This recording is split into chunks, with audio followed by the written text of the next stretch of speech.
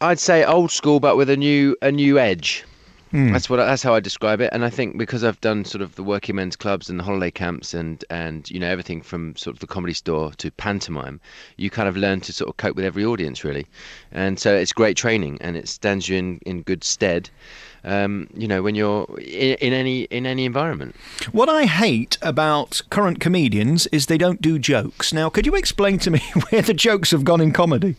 Well, I think it's more about character stuff now, and I mean, in my show, I don't necessarily do sort of kind of obvious jokes. It is more character based because I've got three different characters in my show, and the comedy comes from the situation, so it's almost a bit sitcom with me, and I think with today's stand-up comedians, and there are some fantastic people around. It's just a sort of slightly different twist on, things had to change a bit, and I think it's their own personality, and therefore the humour comes from the situations that they're talking about or the observations that they're.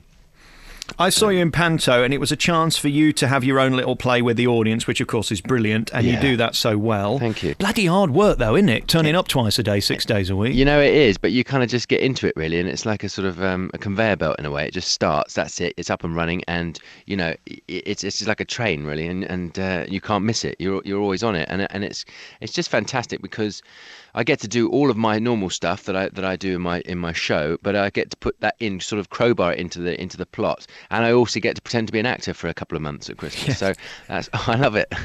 And does it pay for the rest of the year? Because I'm told it's quite a good payday. It doesn't pay for the rest of the year. It helps pay my tax bill. Panto's definitely a good earner, and I've done it for a long time. So I think this year I'll be I'm in Wolverhampton at the Grand, and it'll be my 16th year in Panto. So it's something that I love doing. Who are you doing it with? I'm with pantomime himself, Biggins. It doesn't get any bigger than that. We had Biggins on the programme recently. I think he's in the same category you are. You're never flawed, are you? You've both always got something to say. You're never going to lose at Panto. Well, I hope so, yeah. I mean, he's an old mate anyway, and, he is the personification of pantomime, really, isn't he? Yes, and looks fabulous in a frock as well. Let's not forget that. Do you know where I think you ought to go? And I mean this, it's not that we want to get rid of you. Where have I got to go now? I think you were born to do Vegas, and I tell you why. I've got to know a guy called Terry Fator very recently, Oh, yeah. who is probably America's greatest ventriloquist, up there with the best, as you are, and he's selling out every single night. And I tell you why, it's because they love an act over there, and they love a turn, and he's on 100 million over 10 years to do it. Not bad, is it? No, it's quite good. I saw Terry's show actually last year. I have actually done Vegas a few times, and I've guested on some different variety shows, and I love Vegas, but it's not somewhere I could be for a long time. No? I think that was semi-nuts. It's Don't you like a buffet? It's good for, yes, once. It's good. Vegas is good for a week. And I absolutely love all those Cirque du Soleil shows and all the, they are the biggest, the best shows in the world, right? So it's definitely worth going, but it's nice to, leave and come home. Do you get nervous still doing it? Because there are things that could go wrong because you play with the audience, don't you? Yeah, there's always a chance of something going wrong, but I think that's what kind of gives you that edge really, and keeps you kind of keeps you on your toes. I think that's a good thing. You've got to thank Jonathan Ross for your career in one way in terms of TV. I mean, you were working way before him, but he gave you the big break on the Big Talent Show, didn't he? Yeah, that was in 1996, I think it was, and I won that show, and that was kind of like the first of the new wave of TV talent shows, and I mean, compared to sort of Britain's Got Talent now and X Factor, I mean, the votes were sort of nothing compared to the millions that the people that phone in now. But that was very helpful, and the control of entertainment at ITV at the time was a man called Nigel Lithgow, Nasty Nigel from Pop Stars, and now has gone to America and American Idol and all these shows, and he was in charge. So basically, they had a winner and they had to do something with me really, so they put me on all these other sort of shows before variety kind of disappeared really, and then reality television came in. So I went back out and started working the clubs again and the comedy circuit, and sort of changing my act and making it more modern really, and now I'm back. Well, I was going to say, to think that Jonathan Ross ended his career and you've still got yours as an maybe you should be appearing on your talent show. Well, who knows, one day.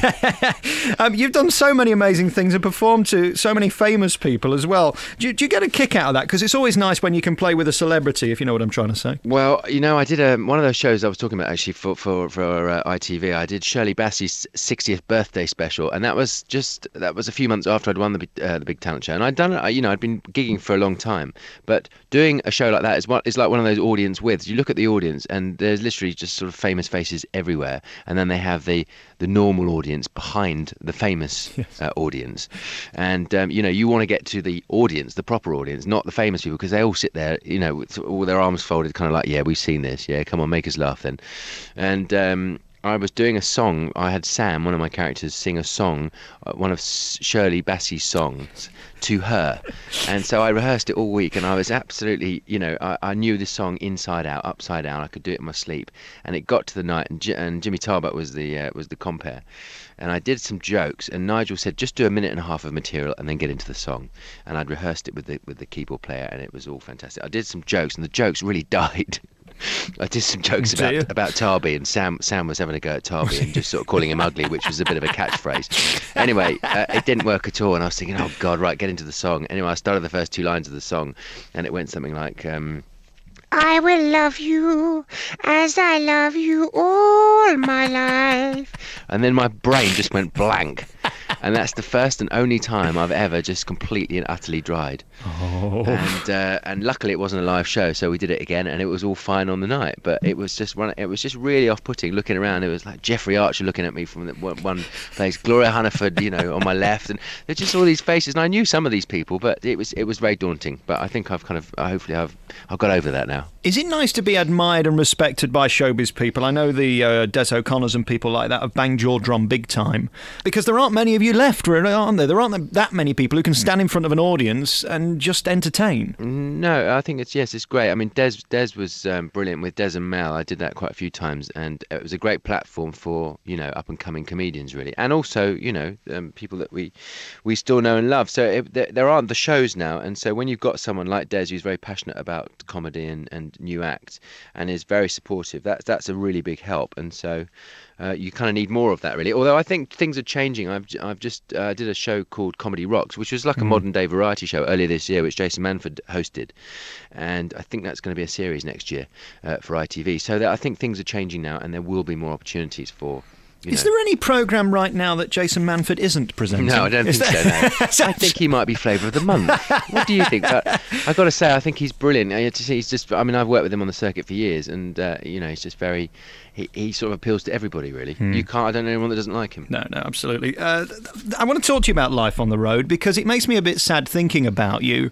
Are you following Lenny or Henry around all these premier lodges, staying them night after night after night? Well, do you know what? This sounds really kind of boring now, but I actually, at the moment, I've just started the first week of the tour, and I've been able to get home every night. I mean, I get home late, but I get home, and then I can go to the gym in the morning, and then I get in the car at lunchtime, and then I go off to the next gig. It's only when I'm doing this week, I think I'm in Bath, and then I go to Wales and places like that. I'll stay over, but most of the time I try and get back. And do you find yourself talking to yourself quite a lot? Now let's just put this to rest immediately.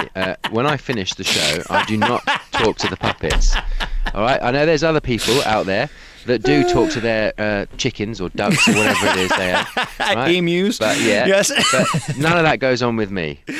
And I've just got to tell you, I was doing a gig a while back at Jongleurs, the comedy club, and I was doing the show, and Sam, my cheeky kid character, was having a go at someone, calling him ugly, and I could see the guy's body language all changing in the front row, and I was thinking, right, leave this guy alone now, it looks like he's going to get cross. So anyway, I went on and did some different material. As I was leaving the show, I was walking out with another comedian friend of mine, and he walked ahead, and I just had this feeling this guy was going to be waiting for me, and he was waiting for me by the door, and he stopped me going through, and as I walked through the doorway, he sort of got in the way, and he went, "Oi," and I went, "Yeah," and he went, "You better tell your little mate to watch his mouth." and I went, yeah, right, okay, and he went, "No, seriously." That's not a true story, is it, Paul? You've made that... That is a true story, I promise you. Can I ask you a very personal question to end with? Well, you can try. Well, I don't really know how to... Can you get ladies being Paul Zerdin with a puppet? Well, do you know you can? Why are you laughing? In my show, I have three characters. I've got Sam, Albert, and the baby, and there's a lot of interaction with the audience with all the characters. Sam's always finds someone in the front row he doesn't like, and a woman that he fancies. The old man still chases women but can't remember what to do when he catches them, and is eyeing up a woman in the front row. And the baby wants to be breastfed by a woman in the front row. So there's a lot of women involved in the show, and quite often. Occasionally, now and again, sometimes they might be waiting backstage, the stage door for a little to get an autograph. Yeah. So it can work in your favour. Let me give you a round of applause. I'll tell you what I'm going to do. If you could swap seats, because I want to talk to Sam in our final remaining moment. Oh, Alex, I've got a terrible hangover. I can't really speak for long. I went to a big puppet party last night. Oh, you should have seen them. All these puppets all over the place. Sooty and Sweet were there, legless. Teletubbies all over the place. Lala was gaga, Dipsy was tipsy, Poet Defoe and Tinky Winky was absolutely faced. I'm in a terrible state. What would you like to know? Sam, I understand you were on tour with Joe Pasquale recently. How was that? Well, it was very confusing because we both sound the same. I was just wondering. Yes, he's a good boy, Joe. He's a nice man, isn't he? He's not really a man, he's a kid. He's not grown up yet. Bless him. He's doing all kinds of things like flying planes and getting fit doing boxing now. I think he is trying to grow up. Do you worry that you're going to one day go through puberty and this voice will be no more? Well, you'll have to ask Mr. Zerdin about that, but at the moment, I mean, I'm sounding a bit croaky because he was out on the lash last night. Oh, my God. But apart from that, no, he wasn't getting autographs from people who were waiting backstage, was he? Yeah, actually, Albert wants to say a word. Albert's here. Albert, are you here? Yes. Well, speak to Alex. Who? Alex, Belfield. We're on Radio Leeds now. Oh, well, hello? Hello? Hello? How are you? Hello? Hello? Hello? Hello? Hello? No, this isn't working. Sam? What? Hello? Who is this? Is something wrong with my hearing aid? I'm hearing voices. Have you got both of them on? You should be in stereo. Albert, it's Alex. Alex who? Alex Belfield. What? Well, I was in the war, you know. Were you? What? Hello? Yes? We must dash because there's things to do. But will you thank Paul for me, Sam? Oh, yeah, sorry, I was gone then, yes. Hello, pay attention. Yes, and I'll leave you with some words of advice. Yes, go ahead. With great wisdom comes the strong smell of urine.